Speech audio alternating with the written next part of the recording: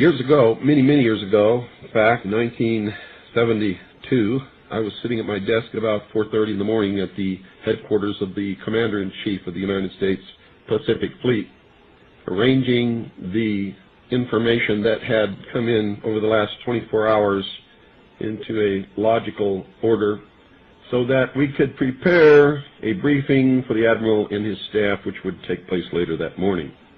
Among the papers I found on my desk was a document entitled Operation Majority, and it was not the entire paperwork involving this operation, but was merely a synopsis of the operation and projects contained under it. One of these projects was called Project Red Light. The purpose, according to this document, was to back-engineer captured extraterrestrial technology for adaptation into the United States space program. Now, I have since come to believe that the extraterrestrial portion of all of this is nonsense, but that the technology is real.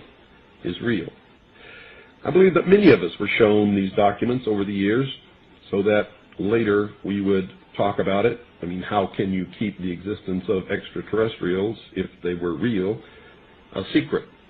And how could anyone keep quiet knowing that they had seen documentation, official government documents labeled top secret, that expressed that these extraterrestrials were real and had visited this Earth? I wanted to know just how true all of this was, and I began a program of research to find out if extraterrestrials were real.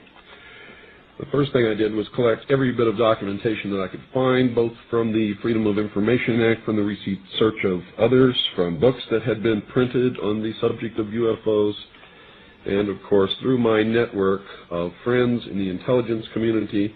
What I discovered was amazing. What I discovered, ladies and gentlemen, is that there has been a plan in existence since about 1917, and probably before that, to create an artificial extraterrestrial threat to this Earth in order to create a one-world totalitarian socialist government. One of the first documents that I found in my search was this one, the Imperial Japanese Mission 1917, a record of the reception throughout the United States of the special mission headed by Viscount Ishii. And when the Imperial Japanese Mission was in New York City, they had a dinner, and some pretty famous people spoke at this dinner. One of them was John Dewey. John Dewey is the father of our failing, disastrous public education system. Here's what he said. Listen very carefully. John Dewey, professor of philosophy in Columbia University, who was the next speaker, was listened to with great intentness. He said, quote, "Someone remarked that the best way to unite all the nations on this globe would be an attack from some other planet. In the face of such an alien enemy, people would respond with a sense of their unity of interest and purpose." Unquote. Now, bear in mind, folks, that's 1917.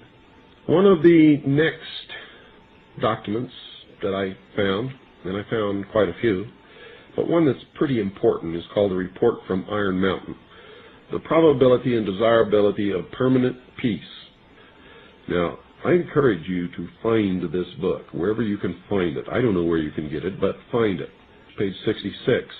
Credibility, in fact, lies at the heart of the problem of developing a political substitute for war. This is where the space race proposals, in many ways so well suited as economic substitutes for war, fall short. The most ambitious and unrealistic space project cannot of itself generate a believable external menace. It has been hotly argued that such a menace would offer the last best hope of peace, etc., by uniting mankind against the danger of destruction by creatures from other planets or from outer space. Experiments have been proposed to test the credibility of an out-of-our-world invasion threat. And it continues on another page. Nevertheless, an effective political substitute for war would require alternate enemies, some of which might seem equally far-fetched in the context of the current war system. It may be, for instance, that gross pollution of the environment can eventually replace the possibility of mass destruction by nuclear weapons as the principal substitute for war. Are you beginning to get the message, folks? Poisoning of the air and of the principal sources of food and water supply is already well advanced, and at first glance would seem promising in this respect. It constitutes a threat that can be dealt with only through social organization and political power. But from present indications, it will be a generation to a generation and a half before environmental pollution, however severe, will be sufficiently menacing on a global scale to offer a possible basis for a solution.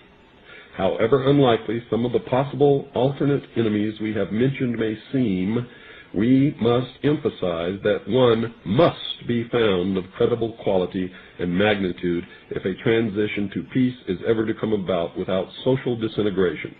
It is more probable, in our judgment, that such a threat will have to be invented rather than developed from unknown conditions. Ladies and gentlemen, they have created so many alternate enemies in order to bring about their one-world totalitarian socialist state that we don't know which enemy to believe is real or is false, or whether to just toss them all out on their ears. And I think that that is probably going to be the best solution. Disarmament is no accident. All of these bills in Congress to take away our weapons is no accident. The intentional environmental pollution of our lakes, rivers, streams, oceans, forests, everything is no accident, as you just heard. These things were planned many, many years ago. All the bombardment of the public with movies about flying saucers in the 50s, right after the United Nations Treaty was signed and the UN Participation Act was pushed through Congress, and all of the incidents since that have convinced the majority of the American people that flying saucers are real and extraterrestrials exist, and that flying saucers are from an extraterrestrial origin. This is being promulgated in many ways, by television commercials, in the movies, in the newspapers, by creating incidents either real or imagined.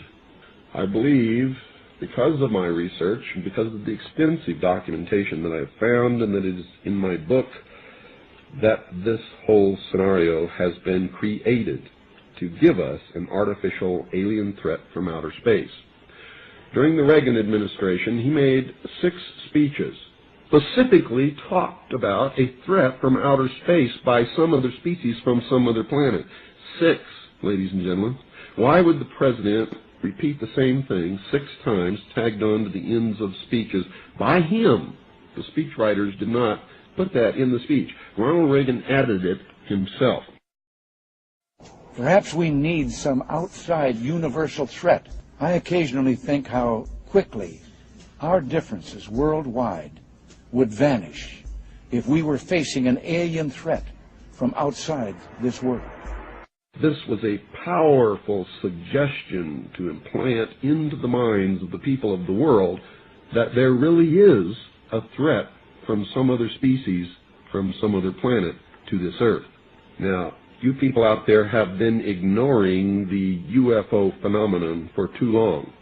It has all the earmarks of the most successful, most sophisticated mind control operation in the history of the world, and you are ignoring it. What better way to implement a plan to bring about a one-world government than to create the possibility in the minds of the people of the world that we are being threatened from some other species, from some other planet, and do it in a way that if anybody questions it or challenged it or wants to talk about it publicly, that they are ridiculed. And the ultimate goal is to make the earth look very small, to present the people of the world with an external threat to this earth, a superior race from some other planet, vastly superior to us in intellect, philosophy, and technology, in order to cause the dissolution of nation-states, the dissolution of all existing religions, and the formation of the world totalitarian socialist government